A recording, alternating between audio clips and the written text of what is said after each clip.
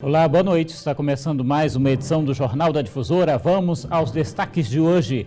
Mais de 60 municípios maranhenses já têm casos confirmados do novo coronavírus. Justiça do Maranhão amplia na capital serviços para emissão de certidões de óbito. No interior do estado, barreiras sanitárias verificam temperaturas de motoristas. Setor da indústria apresenta queda no faturamento em mais de 60% durante pandemia. E ainda a ação distribui 1,5 tonelada de alimentos a dezenas de famílias carentes. O Jornal da Difusora já está no ar.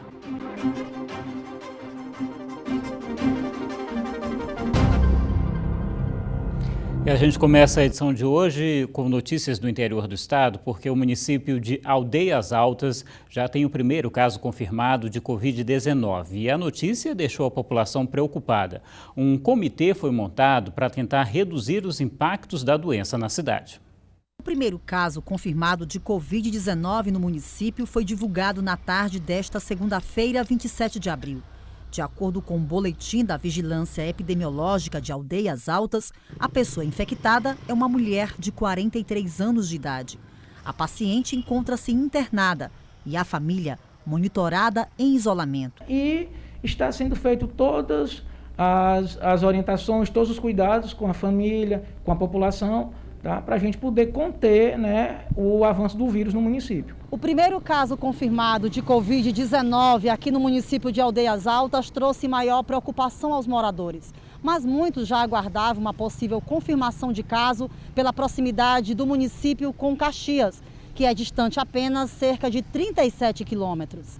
Eu recebi normalmente, que nós já estávamos esperando. Isso daí podia acontecer a qualquer hora, entendeu? Porque em Caxias já tem caso. Então, Caxias é quase Aldeias Altas. Tudo de nós resolve em Caxias. Agora é só cuidar, tá sempre usando máscara, com álcool em gel na bolsa, para onde for. E se prevenir, muito mais ainda. A cidade tem pouco mais de 25 mil habitantes. Além do caso confirmado, Aldeias conta agora com 3 casos suspeitos, um caso descartado por exame e 24 casos em monitoramento. Foi criado o Comitê Covid-19, que desenvolve ações para o combate à propagação da pandemia do coronavírus no município. Entre elas, barreiras sanitárias, realizadas nas entradas da cidade. Eles têm colaborado bastante, pois todos usam máscara, já está com álcool dentro do carro. E a gente agradece a consciência dos passageiros, dos indivíduos que estão entrando aqui em Aldeias Altas, pois eles têm colaborado bastante com o nosso trabalho. A Prefeitura de Aldeias Altas suspendeu as atividades dos serviços não essenciais desde o dia 17 de março. Com base no decreto do governo do estado. Outro município da região leste do estado que registrou recentemente o primeiro caso positivo de Covid-19 foi Coelho Neto, distante cerca de 104 quilômetros de Caxias. Ainda bem que a gente viu aí nas imagens as pessoas usando as máscaras, tentando se prevenir, mas infelizmente a doença continua se espalhando pelo interior do estado. Já já a gente vai ver os números, mas antes você vai ver que barreiras que medem temperaturas também foram montadas entre a ponte que liga o município de Timon ao estado do Piauí. A repórter Gorete Santos, da TV Cidade Verde, tem mais informações. As barreiras sanitárias foram iniciadas aqui em Teresina na manhã de hoje, nas proximidades das 3 pontes que ligam a capital piauiense ao município de Timon. Essa medida é em função da grande quantidade de casos de Covid-19 entre os maranhenses. Já são mais de 2.500 casos, com 145 mortos, 25 deles só nas últimas 24 horas. Aqui no Piauí, até o momento, são 408 infectados, 271 deles em Teresina. 21 pessoas morreram. Durante a abordagem, quem chega deve informar de onde está vindo e se apresentou sintomas suspeitos de contaminação pelo coronavírus nas últimas semanas. A temperatura também é verificada. Se for constatado algum sintoma suspeito, a pessoa deve ser encaminhada para atendimento em uma unidade de saúde. Não há prazo para o fim da abordagem. Gorete Santos, de Teresina, para a TV Difusora. Pois é, o número de casos aqui no Maranhão preocupando os vizinhos aqui do estado do Piauí. Olha, sobe para 62 o número de municípios maranhenses com casos confirmados de Covid-19, de acordo com o último boletim da Secretaria de Estado da Saúde. Atualmente, 472 pacientes estão internados em hospitais entre as redes pública e particular e outras 1.378 pessoas infectadas seguem em tratamento em casa. Subiu para 145 o número de mortes, mais de 500 pessoas já estão curadas, 6.178 casos da Covid-19 ainda aguardam resultado, número bem alto, e mais de 4.006 casos foram descartados. E vale ressaltar que 309 profissionais de saúde já foram infectados pelo novo coronavírus aqui no Maranhão. Desse total, 217 já estão recuperados. Olha, daqui a pouco, o município de São Benedito do Rio Preto registra a primeira morte por Covid-19. E ainda, a Corregedoria Geral de Justiça amplia serviços para emissão de certidões de óbitos. A gente volta já.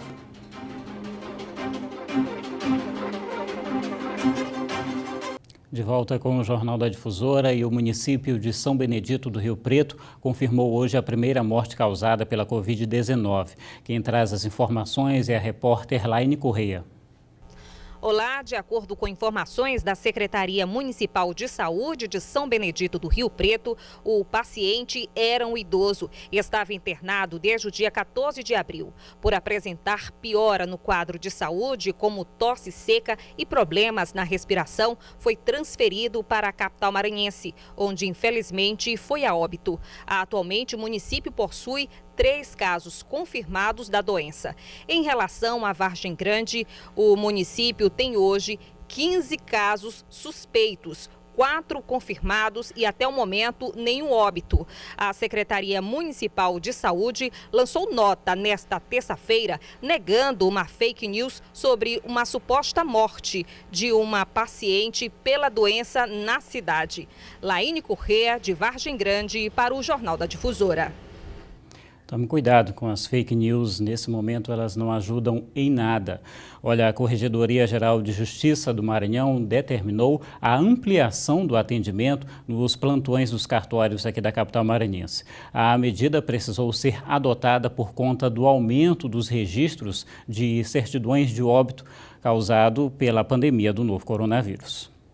A juíza auxiliar da Corregedoria Geral de Justiça explica que o planejamento foi organizado para que a população pudesse ser atendida de forma a evitar aglomerações e sem que as pessoas pudessem ser prejudicadas. Os cartórios devem se manter abertos por no mínimo 4 horas diárias e manter ainda o atendimento remoto. Os cartórios de registro civil estão funcionando nos dias de expediente normal, que são os dias úteis, num expediente reduzido presencial, porém, eles estão atendendo remotamente. No Fórum Desembargador Sarney Costa, o atendimento também está sendo disponibilizado com início às 7 da manhã e encerramento às 18 horas. No local, só no último final de semana, foram emitidos quase 100 documentos relacionados a óbitos. Foram 60 no sábado e 35 no domingo. Para o registro de óbito, são necessários os seguintes documentos da pessoa falecida e do declarante. Para o primeiro, são necessários a declaração de óbito, RG, CPF, título de eleitor e certidão de nascimento ou casamento. Já os declarantes são RG e CPF. Além disso, deve ser informado se a pessoa falecida deixa filhos, bens e testamento. A portaria do Judiciário, segundo a juíza auxiliar da Corregedoria, também contribui na desburocratização do processo. A Justiça está trabalhando, as pessoas fiquem tranquilas. Ontem mesmo a Corregedoria esteve em contato com a Secretaria Municipal responsável pelos cemitérios do município, de forma que a gente pudesse divulgar amplamente e acabar com essa notícia de que as pessoas estão colocando, de que as pessoas estão ficando insepultas ou que estão tendo dificuldade de sepultamento em virtude de não aceitar a declaração de óbito de médico. Isso não existe.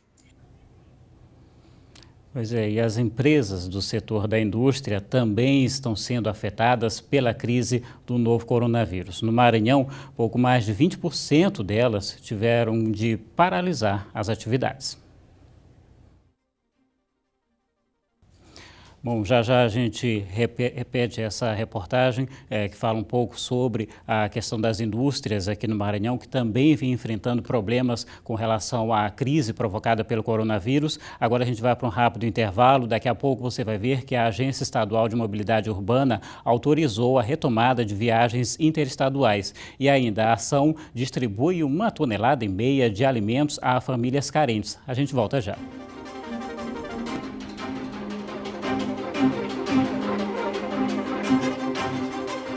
De volta com o Jornal da Difusora e agora a gente vai à região tocantina, porque em Imperatriz a procura pela remarcação de passagens tem aumentado na rodoviária da cidade após a retomada das viagens interestaduais. Um ofício foi encaminhado para as empresas no último dia 23 de abril, onde a Agência Estadual de Mobilidade Urbana, MOB, liberou as empresas que realizam transporte regular rodoviário, fretamento e turismo, que desde segunda-feira, dia 27 de abril, estão autorizadas a retornar às atividades. Seu Francisco, de 74 anos, chegou cedo ao terminal rodoviário de Imperatriz quando soube que as viagens interestaduais foram liberadas. Com os documentos em mãos, ele remarcou a volta para casa. Vim passar máximo uns 8 dias voltar, né? Aí cheguei, vim, comprei a passagem, não conseguiu voltar por causa da doença que teve, né? Aí agora estou desesperado para voltar para o mundo da minha véia, né? Está tentando remarcar? Para remarcar a passagem para mim voltar, né? Com a liberação, o momento agora é de cuidado e prevenção ao enfrentamento da pandemia do coronavírus. As empresas se adequaram às novas medidas sanitárias, como a higienização dos veículos, uso de máscaras, álcool em gel, luvas, tanto para os colaboradores das empresas como para os passageiros. Alencar já começou o atendimento dentro das novas determinações. A gente pôs álcool gel nos ônibus, higienização no interior do ônibus também, a troca daquelas capinhas que vai ali na altura da cabeça dos clientes, enfim. O uso de máscara também ele é indispensável também na hora do embarque, né? Precisa, assim como todo estabelecimento, nós não seria diferente, né? Viagens para o estado do Pará somente para algumas cidades, Dom Eliseu, Ulianópolis e Paragominas. A capital paraense, Belém, está com acesso bloqueado para transportes interestaduais. São Luís, capital maranhense, as viagens retornam ao fluxo normal. E agora sim a gente vai ver a reportagem sobre as empresas do setor da indústria que também estão sendo afetadas pela crise do novo coronavírus. Esse engenheiro revela que, por conta da pandemia do novo coronavírus, precisou readequar toda a estrutura de trabalho da empresa dele, principalmente no que se refere à gestão de pessoal. Com medida para evitar demissões, nós estamos colocando um banco de horas, né? E também aproximadamente 25% do nosso quadro colocamos de férias. Assim como Marcos, muitos outros empresários do setor da indústria estão enfrentando problemas dos mais variados aspectos, como consequência do isolamento social recomendado por ser a medida de prevenção mais eficaz contra a Covid-19. Uma consulta empresarial realizada pela Federação das Indústrias do Estado do Maranhão entre 15 e 21 de abril constatou dados considerados preocupantes. Um dos prejuízos mais relatados é a queda de faturamento. Esse foi o impacto mais destacado por 62% das indústrias consultadas. Se ela está perdendo faturamento, é porque ela não está vendendo como era esperado. Se ela não está vendendo, é porque alguém não está comprando. Então, esse fluxo de compra e venda, que implica fluxo de caixa, afeta diretamente o faturamento das empresas. E aí compromete os próximos passos que ela tem que dar. Os empresários do setor, mais precisamente 73% dos consultados, também estão enfrentando dificuldades na obtenção de insumos ou matérias-primas. Quase 24% das empresas foram obrigadas a parar a produção, por tempo determinado ou indeterminado. Somente para pouco mais de 11% dos empresários consultados é que foi observado um aumento na produção. De acordo com o estudo, essa pequena parcela corresponde a pessoas que já trabalhavam com itens de proteção individual e que estão sendo bastante demandados nesse período de pandemia. Via de regra, as crises geram alguma margem de ganho para alguns segmentos no bolo produtivo.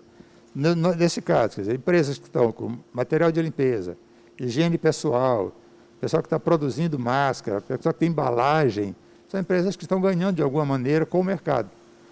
Mas dentro das regras do mercado. Quer dizer, a oferta e a demanda vai estar direcionando isso aí. Como a demanda é maior, a oferta vai ter que crescer para atender essa demanda. E a crise provocada pela pandemia mundial também tem despertado exemplos de solidariedade. Aqui em São Luís, um grupo de voluntários vem arrecadando alimentos e distribuindo para famílias carentes. Veja na reportagem de Andréa Brito. A causa social sempre fez parte da vida de Criciele e de outros jovens moradores da região do Coatraque.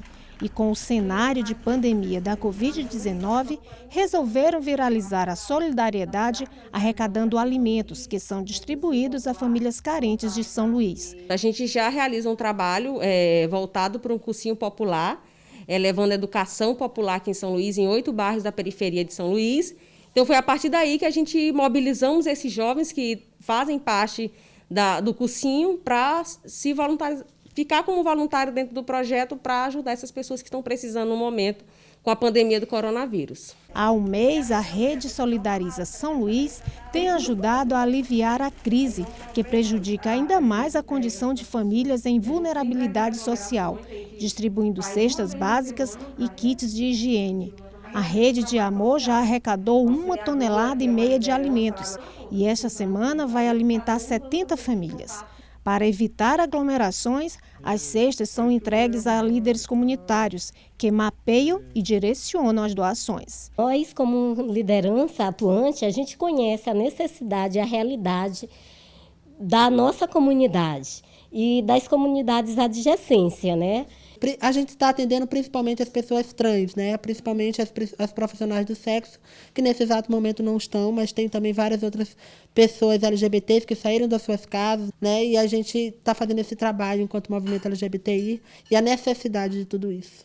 Com a faculdade fechada, Isadora e Jofran se dedicam a buscar donativos, numa lição de empatia que só a Escola da Vida pode dar. Nós já vemos fazendo esse trabalho de ajudar pessoas em situação de vulnerabilidade social, né?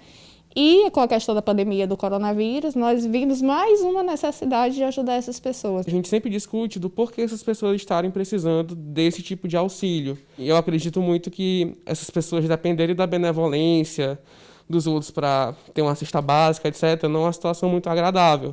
Mas a gente faz o paliativo que a gente acha necessário para essas famílias. E onde prevalece a solidariedade, só há espaço para a gratidão. Nesse momento eu quero agradecer de todo o meu coração pelo Grupo Solidariza São Luís, que vieram até aqui à minha casa para me ajudar. Trouxeram 6 kits de higiene e material de limpeza e as doações de cesta básica para mim e minha família.